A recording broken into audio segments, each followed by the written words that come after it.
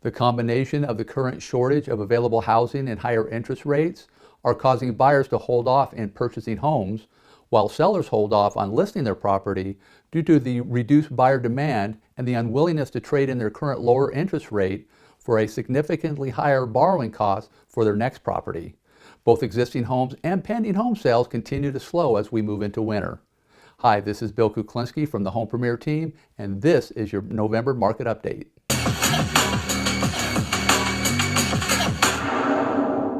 The current real estate market has seen a steep decline in new listings, with a decrease of 27.3%, slipping from 685 homes to 498. Moreover, pending sales were down 24.4% from 688 homes to 520. Closed sales decreased 32.1% to 527 listings from 776 last year.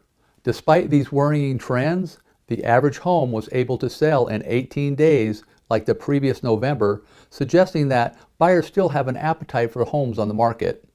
Inventory levels are still below comfortable levels, with only 728 homes from 724 homes, which is only a 0.6% increase.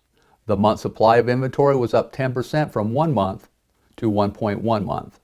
The average sale price saw an impressive increase of 10.7% to $330,333 from $298,478 a year ago. Even with more options to choose from, it remains difficult for home buyers to find an affordable property which meets their needs along with the higher interest rates.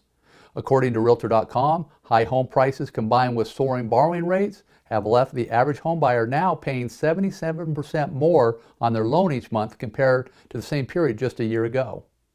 Be sure to like, follow, and comment below so you don't fall behind on the market trends that could affect your home buying or home selling decisions. Let us know how we can help. Thanks for watching. We'll see you next time.